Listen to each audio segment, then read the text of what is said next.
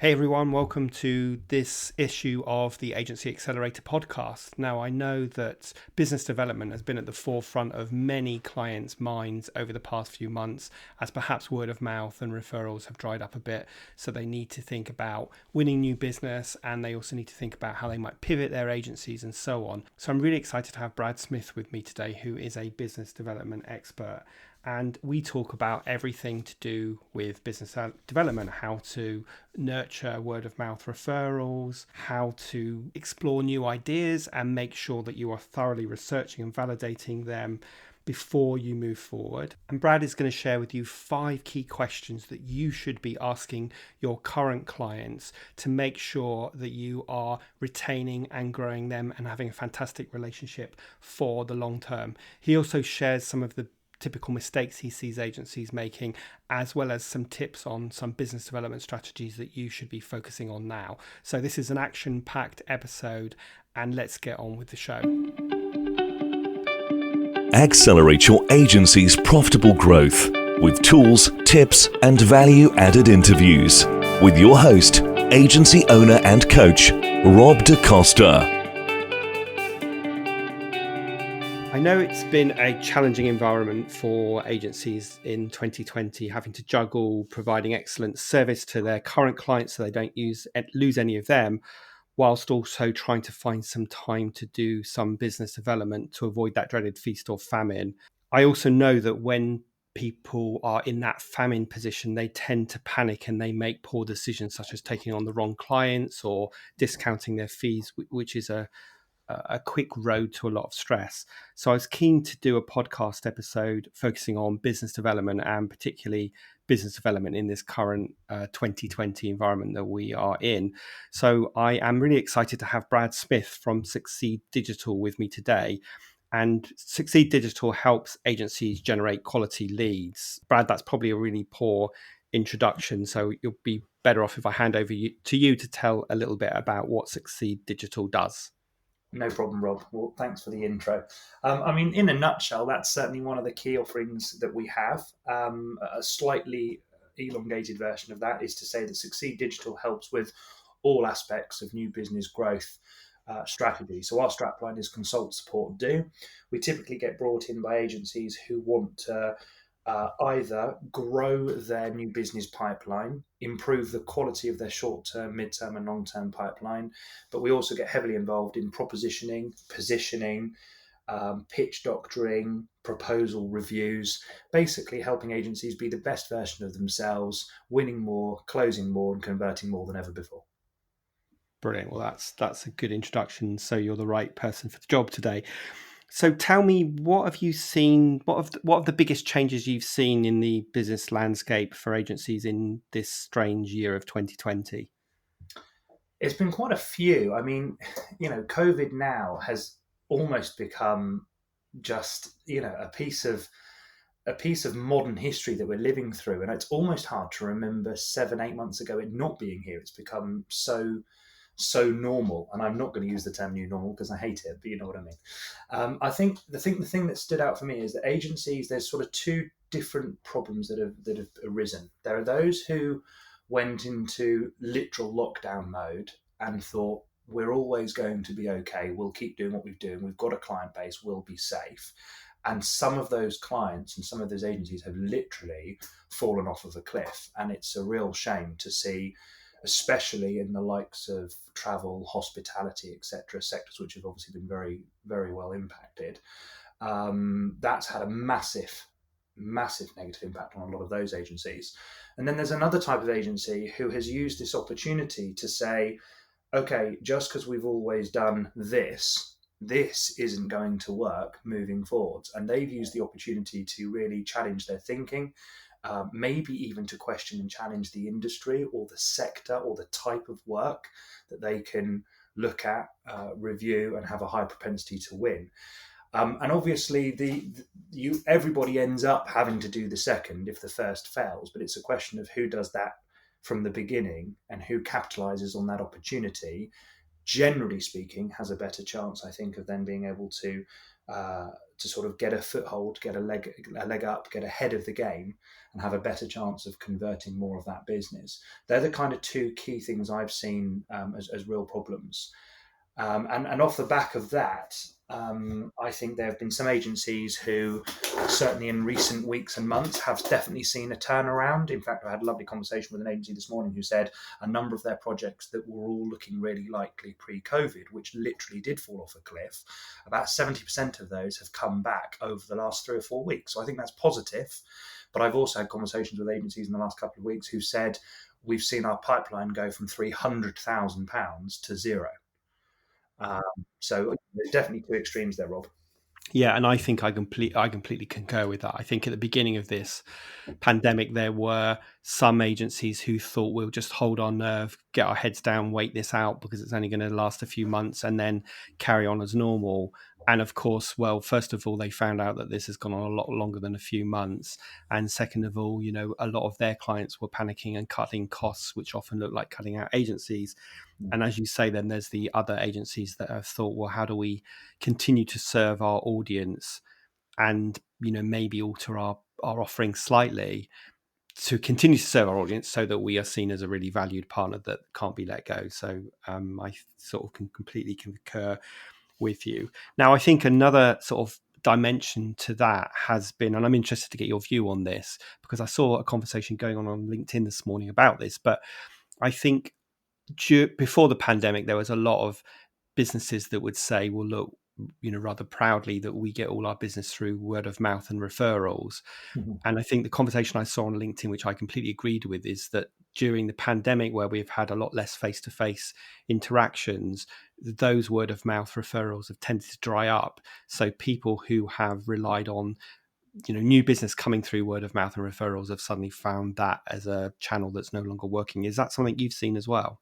Yeah, 100%. I mean, look, my view on referrals is actually really, really clear cut. There is obviously no better way to win business or be introduced to business than from somebody that recommends you because they like you, they've worked with you, they know of you, they know you care about doing a quality job. We all know that that massively reduces the sales pipeline timescale. We know that it improves the likelihood of win and conversion. So if you have never had a referral program in place or never had people referring you, you won't almost know what you're missing, if that makes sense.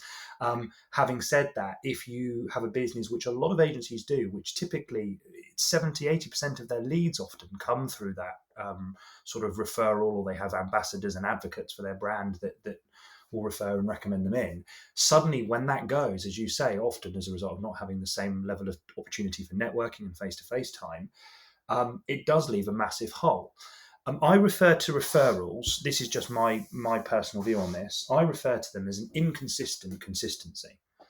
And what I mean by that is every single great business will consistently get referrals.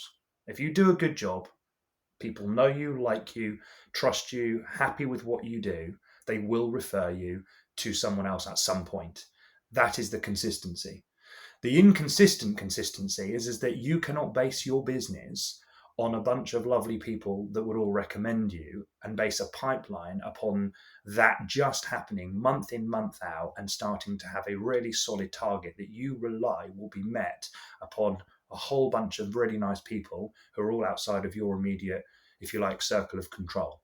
So the law of averages is look after enough people, do enough great work, and people will, of course, refer you in. But is that something you can actually, as a strategy, base your entire sales pipeline and new business focus on? I would say it should be a core part of it, but it probably, in reality, should make up 25, 30% of your overall new business strategy, not you becoming reliant upon 70, 75% of your business almost falling into your lap as a result of that work. And the problem is, it's only when a problem, whether that's a pandemic or a change in industry or sector or an external pressure that comes upon the business, it's only when something massive like that happens that someone suddenly turns around and goes, wow, we don't have that referral pipeline. When we look back over the last quarter, only one or two deals have come in, and we don't have this this nice warm fuzzy feeling of we've got 6, 7, 8, 9, 10 quality deals in the pipeline for the next 3 or 6 months, because actually we haven't been referred in for that period of time. So where's our next piece of business coming from? And by the time you realize that as an agency, it's actually too late, because you've got to then spend that next 3, 4, 5, 6 months doing what needed to have really been done 3, 4, or 6 months ago prior to you realizing that point. Yeah, and I couldn't agree with you more. I'm glad that you're singing on the same hymn sheet as me. I think the two fundamental issues with referrals are, one, that you have no control over when they come in. So as you say, you can't really rely that as part of your core growth strategy. And the second thing about referrals is that you have no control over the quality of the referral, or Yeah. whether the referral fits in your niche or your ideal target customer. So you might get referrals, but they might not be good quality ones. And I certainly experience that from time to time when I get referrals in. And it's interesting because it's probably the same for you, Brad. When I get a new client and I start talking to a prospect, and I will always ask them, how do you get your business? And they will often tell me that they have got their business through referrals, but it's dried up. And that's one of their key pain points that they have, which is sort of a lack of new business. And so that's one of the reasons why they're talking to me. And I think, as you say, that any new business strategy, except for a re-engagement campaign, is going to be a medium to long term sort of return on investment. So if you're not starting it today, then you're not going to see the results from that in sort of 3 to 6 months time.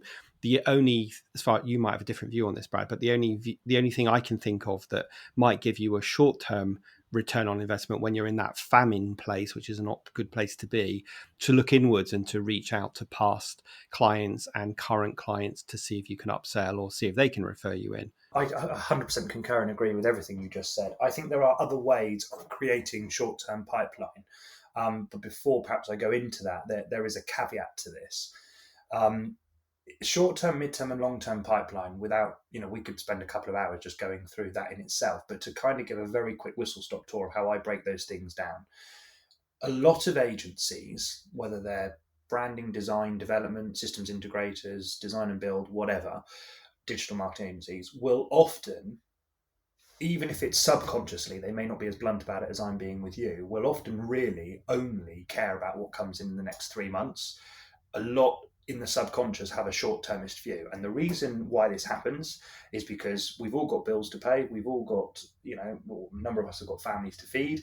So where is the next piece of revenue coming from is always a question that any MD, founder, owner, CTO, sales director type person is going to want to know the answer to. Now, if you're in sales, ultimately what you want to know is, what have you got coming in the business that's going to generate revenue so I can pay everybody in my agency?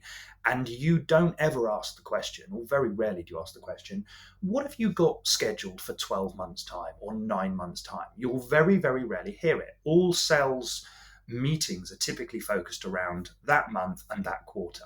So it drives a quarterly focus. It drives a quarterly behavior where everybody is thinking, what can I get in? And what starts to happen is you rob Peter to pay Paul. So you've probably heard of the terminology where you get salespeople, for instance, that will sandbag stuff. They'll put stuff into quarters because it suits them, either from a commission perspective or from a target perspective. Or you'll get people that will, under pressure, be able to bring a deal forward. But the question is, at what cost to the business?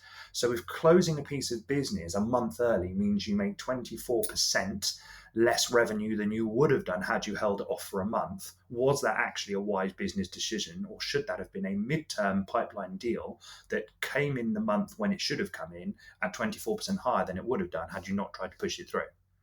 Now, that the counterbalance to that, of course, is that needs must. Every agency owner at some point in their life will have had, I think you used the term at the beginning, feast or famine. If it's a famine month, let's be honest about this, Rob, people want to bring the revenue in, and therefore they will make those business decisions to say, this needs to be short-term pipeline. We need it. But if you don't put the planning and the preparation into at least having a strategy for, well, what does our midterm and long-term pipeline actually look like? You actually live agency life in short-term pipeline mentality for forever. You always review things as a month and a quarterly basis because you can't get out of that cycle. And that's what makes it really hard to grow. It's what makes it really hard to see the bigger, wider opportunity. So, one of the agencies I work with at the moment, we're doing content strategy for them. We're doing lead generation for them. We've done proposition and positioning for them. I'm doing a partner growth program for them. We're running events for them. I'll have 4 or 5 channels of work, not 1 or 2, because if I spread their risk and spread the opportunity for revenue to come in through multiple sources, I automatically by default start to place things into short-term, mid-term and longer-term pipeline, which gives them confidence. They still see some of the stuff coming through now, but they also see how their business is able to then grow and expand beyond that sort of quarterly mindset. Yeah, no, that's a really, really good, valid point. So let's just switch tact a bit to think about our typical listener. So they might be running a small agency, maybe with 4 or 5 staff. They are the owner. They are trying to keep their clients happy. They're trying to manage the team. They're trying to put a little bit of their eye towards the future of the agency, and they're trying to bring in new business as well. And so, one of the challenges every small agency has is this sort of juggling skill that they need to have. What would you say to them in terms of like 2 or 3 strategies that they should focus on that will generate some good results for them in the short, medium, long term? Okay, great question. So a couple of things. First thing, if you decide as a business that you are going to sell something, it could be a product, it could be a service. So let's take your point, 4 or 5 man agency owner, they want to start offering a new service. Why? Well, deep down, they want to be more valuable to their client. They want to have the opportunity to upsell and cross-sell more work. They want to be more established and therefore harder to potentially rip out. Of course, the risk is the more services you add in or the more products you add in, if you then don't deliver consistently across the board, across a range of services, you actually only become as strong as the weakest offering you have.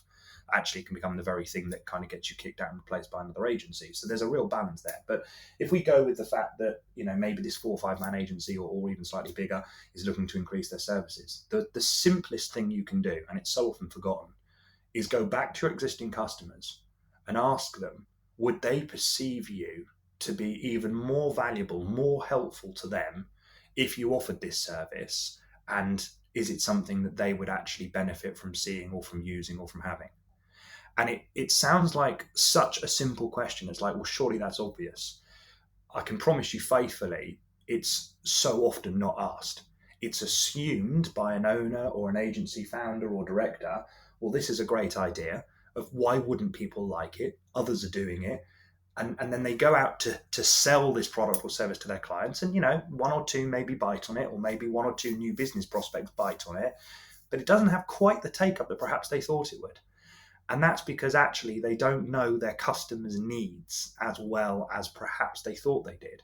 So one of the things for me, and it's an awkward set of questions, I'll be honest with you, to ask, but it creates fantastic results in terms of getting to the heart of what do your customers really want, is to sit down with them, and at some point, you could do this as a quarterly review meeting. I'll give you 5 questions that you should ask as an agency owner. How about that? I mean, there's hundreds, but I'll give you 5 straight away that Sure. as an agency owner, if you ask these 5, you will open the doorway to much, much better conversations around the types of things you should consider selling or offering your client base. So the first question, there's an easy to remember process. I wrote this about 18 years ago, and it stood me in brilliant stead. So it's one of the methodologies I've stuck with. So it's a needs process, but not spelled NEEDS. It's NEADS. The N stands for now, the E stands for enjoy, the A stands for alter or change, and the D stands for decide, and the S stands for stay. So they're the 5 key things you need to know from your existing client base, and it also works for new opportunities as well. So the questions would go something like this. The N, the now. Of all the things we do for you now, what's the most valuable service we provide to you? You want to understand right here, right now, where is your value to your customer? If there was something that we've delivered for you really well in the past, what is it? That's what you're ultimately trying to understand. What do we need to keep doing more of? So you need to get that sort of common understanding, stake in the ground. Where do you like us? Now, if they're pausing, umming and ahhing and can't think of something straight away, that's a great insight into the fact that maybe right here, right now, they're not perhaps seeing the value that maybe you hoped or they'd hoped that they would. So that in itself can be a trigger point for future discussion. Once you've understood where they're at now and what their feeling is about you as an agency, the next question then is, what do you really enjoy? What do you really like? So the reason why the enjoyment bit is important is because people do what they enjoy. It becomes a repeatable process. So if, for instance, and this is a very simple example, I really enjoy the fact that you're really proactive. Month on month, you tell me where my account is at. You tell me what we need to do well. I don't see you as a reactive agency where you only pick up the phone when we ring you. We see you as really proactive, and you get the balance right. You're not pushy. You're not salesy. You're just a really nice, forward-thinking agency. You know what you need to keep doing. Those two things help you really understand what you're doing well. And that's like a nice way for an agency owner to feel like there's a positive, there's something good that they can take away from this and go back to the team with. But the ultimate questions start really from the A. So what would you most like to alter or change about the way we work? Now, this is a really painful question. And it's painful because you're not saying, is there anything we could do better? Because British people will often be very polite and say, no, everything's great, thank you. It's all okay. And then you'll find out, 2.5 months down the line, they chose someone else. And you're thinking, well, hang on, what happened to the whole everything was great conversation? So what would you most like to alter or change? I'll tell you what, the answers you get back from that question alone are incredible. And if you just sit down, shut up and let them talk, it's amazing how people tell you where their frustrations are, either with you as an individual or you as a business or your product or your service. And you listen and you take it away. You refine it, you go back, you show them how you've listened, and guess what? They really appreciate you for it because they know that you've taken an interest in them. The D question, the decide, that's what made you decide to go with us? Why, of all the 22,000 plus agencies in the UK, did you decide to actually work with us in the first instance? Now, that might seem like a slightly unusual question when you've had a client on board for a year, maybe 2 or 3 years. But you know what? If you understand why someone decided to go with you, you can then remember what their core buying behavioral trait is and make sure that you always match to that. You always continually service that need, that reason for buying, that emotional attachment or engagement they found in working with you. So every single time you do a proposal or a quote, or every single time you have a discussion around an upsell or a cross-sell or whatever it is that you're trying to put in there as an agency, you can make sure that you ask yourselves, well, does this tie back to the reason why they would decide to work with us? And another D question, which is really painful, is what would make you decide to leave us? Now, I very, very rarely have heard an agency owner ever ask that question. And it opens up a dialogue, which is really actually, again, eye-opening, because sometimes people go, well, to be honest, if your account management doesn't get better, we'll be leaving you in 3 months' time. We've already been planning it. Or actually, we find your support is appalling. It's, I just wish there was a ruddy system that we could sort of use and work with you on instead of having some sporadic mails going back and forth. I'm making the scenarios up, but you get the idea. Understanding what it is that would make them decide to leave you means you know what you need to change. And then the final one, what would make you stay with us for the next 2, 3, 4 years and beyond? Get them to think longer term. How can you build a midterm or a long-term pipeline if you don't know what's going to help your clients to stick with you longer term? That's a great question, which leads back to the first point of what service or product do we need to offer to keep your interest in us and to make sure that we remain your preferred agency of choice. So what do you have now? What do you enjoy about what you've got? What would you most like to alter or change about what you've got? What made you decide to go with us? What would make you decide to leave us? And what would make you stay with us longer term? And at what point in the relationship, like how far down the road in the relationship, would you have these kind of conversations? If I was inheriting a new client, I'd have them at the very beginning. So if I was taking on a client from another agency, or it was at the start of a relationship where perhaps they were engaging with us as a first time of moving away from, say, an internal team, I'd have all those discussions very early on. Secondly, if I had an existing client base, I'd be wanting to know the answers to those questions at least yearly. I mean, I may ask them in slightly different ways. I wouldn't want it to sound like an inquisition or a repetitive interview, but I'd be wanting to keep on top of that at least yearly, if not 6 monthly. Yeah, it's really interesting because I think a lot of people bury their heads in the sand about this, and then they get fired, and they are surprised when they get feedback that they haven't had because they haven't sort of elicited that feedback. I also think that a lot of people kind of arrogantly assume they know what their customers want. I guess that's what you were saying earlier. And so they go ahead and they invest a lot of time producing that new product or service, to find that actually very few people want it. And I've been guilty of this myself before. So I've actually written a book around the whole research and validation phase, to sort of help people understand what you really need to do before you spend 1 second developing anything, whether it be a physical product, a software product, or a service, is you need to go and research the market. And then when you've researched the market and you've got an outline of your product, like a minimum viable offer of your product, you need to then go and validate it. And one of the ways that you validate is by actually pre-selling something, because some people will tell you that they are interested in this idea, but that doesn't mean they'll buy it. Completely agree with what you said there, whether it be researching a new idea that you want to sell to your existing clients, or whether it be just checking in with your clients to make sure that you are retaining your clients and growing them for the long term, rather than having a sort of revolving door of new clients in and new clients out, like the sort of mobile phone utilities world lives by, which I've never really understood because it's such a poor business model, and it certainly doesn't work in the agency space. If someone's listening to this at the moment and they're thinking, well, actually, I have relied on referrals and word of mouth, I totally get that I can't rely on that. What other 2 or 3 business development things should I be thinking about right now? What would you advise them? So I think there's a couple of things to consider. So I will always trial and test myself anything before I just go and tell other people. There's nothing worse than a consultant that consults on theory rather than actually on something that he or she knows works, can live and breathe it. Hence my strapline mentioned at the outset of consult, support, do. So during COVID, let's use this as a very relevant and very specific example because it's pertinent to the podcast today.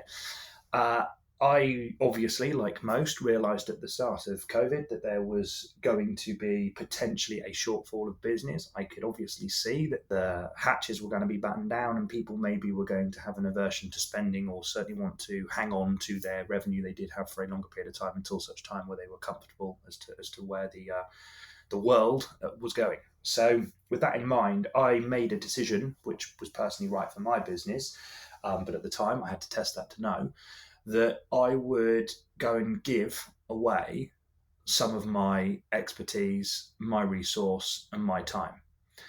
And it's interesting because there's some really quite varied schools of thought on this, but I am convinced on this point that this is the right approach. And I would happily compete with anybody who says it's not the right way of doing it, because I believe I've proven it's the right way of doing it. So my view is this: if you have something of immense value, everything you ever learn in sales, in marketing, and consultancy tells you make sure that you gain the maximum revenue back for that. You don't give away things of immense value, because that's madness. That's your IP. That's, especially in consultancy, your advice and your knowledge in your head is really your value, right? I'm gonna buck the trend and say I fundamentally disagree with that. I think you give away something that leaves the person you're giving it away to in no doubt that there is nobody else in the world that they should pick. So my view is, at the beginning of COVID, I ran a campaign, very simple post. I put a post out on LinkedIn and I said, I'll help 30 agencies in 30 days. You come to me with your challenge and I'll give you 3 hours, 4 hours, 5 hours of my time for free, and I will help you and I will start solving that problem.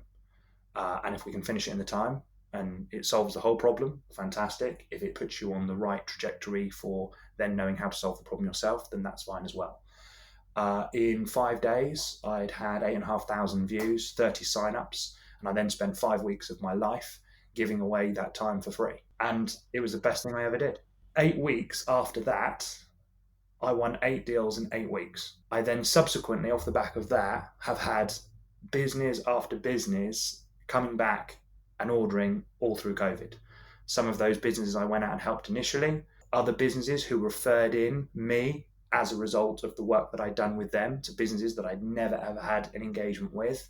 And I'm the busiest I've ever been in my working career. And I'm not saying this in any way to say, wow, look at me, isn't that amazing? What I'm saying is, don't be afraid to buck trends. So if you've got something of value and you can give it away, stop selling, start solving people's problems, start giving away your value, because when they realize how valuable you are, they will remember you as the person that helped them, and they will come back to you.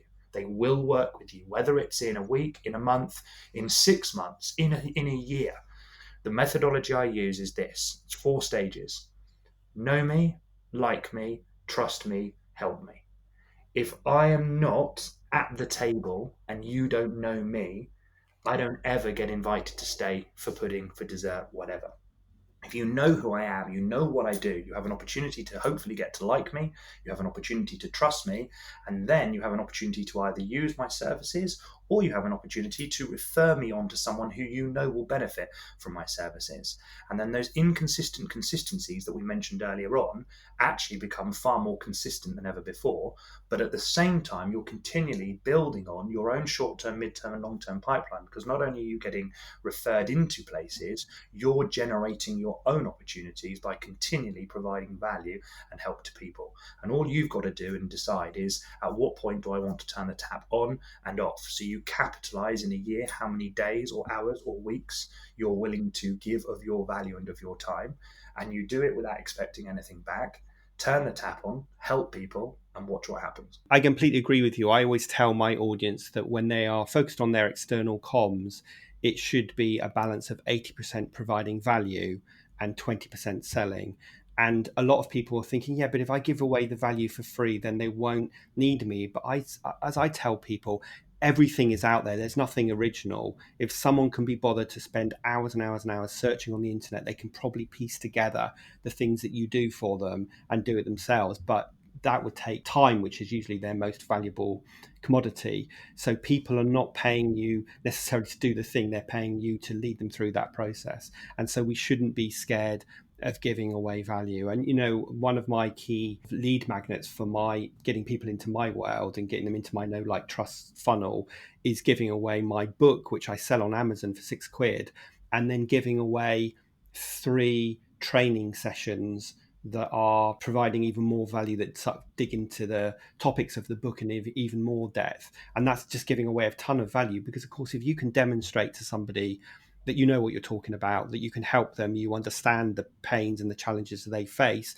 and you can help solve them through giving away this value, then there's no doubt that at some point they're going to come back to you when they are in enough pain that they need your help to get rid of that pain. 100%. And alongside that strategy, because you said were there 2 or 3, a very simple and obvious one is, aside from your referral strategy and your partnership, who are our partners, who are our affiliates, who can we lean on and work with to have a joint go-to-market strategy to win more business, you need to have an inbound strategy and an outbound strategy. Far too many agencies are caught in the mindset of thinking, we don't do outbound, we don't do outreach, we won't do cold calling, we're not going to do email blasts. That is not all outbound is about. Today's podcast doesn't give us time to go into all the specifics, but outbound is about, how do you provide value to the world? How do you provide a solution to a problem that exists among a target audience that you're trying to resonate with? And will you go about showing how you solve that problem?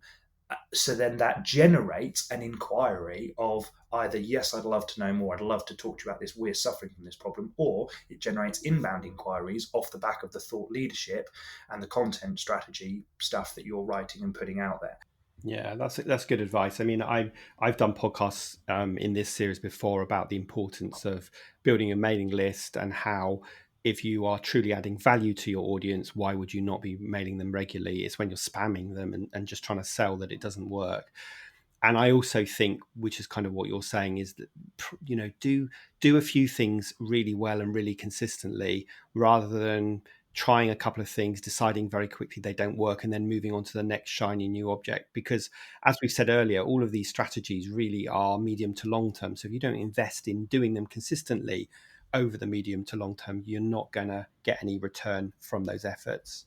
So let me ask you the question that I ask all of my guests, Brad, which is, if you could go back in time and give your younger self, who's just starting out in business, one piece of advice, what would it be? Start earlier. What does that mean?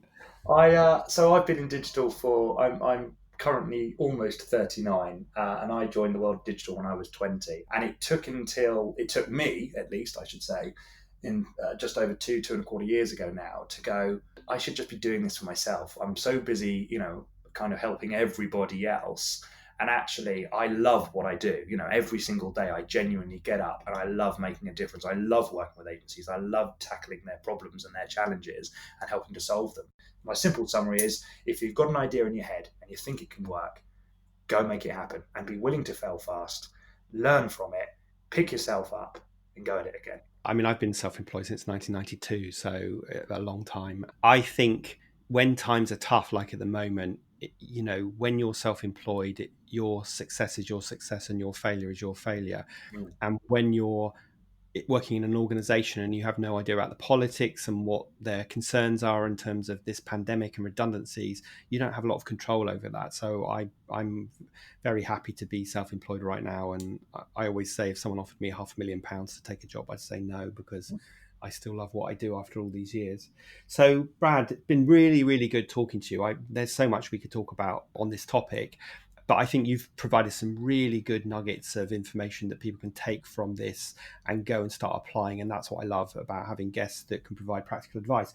If someone wanted to contact you, what would be the best way for them to reach you? Happy to be connected to on LinkedIn, or my email address is simply brad@succeed.digital, BRAD@succeed, SUCCEED.digital. And just to say, even if people want to reach out and just ask a couple of questions, you don't feel like you've got to have a retainer or a contract in place. If you just want to bounce some ideas off me, look, pick up the phone, send me an email. I'm genuinely happy. I'll make sure we put all those contact details into the show notes so people have got access to them there. And I just wanted to say thanks again for taking the time out and joining me today on the Agency Accelerator podcast and providing some super practical advice on what agencies should be doing right now to focus on their business development. Thanks for having me, Rob. It's been very enjoyable and I appreciate you bringing me on. Okay, so there you have it. That was a super interesting episode. I particularly like Brad's acronym of NEEDS, which helps you go and actually talk to your clients and understand why they buy from you and how you can improve. As ever, if you've enjoyed this episode, please subscribe, share with your colleagues, and consider leaving a review. And I look forward to seeing you on next week's episode of the Agency Accelerator podcast.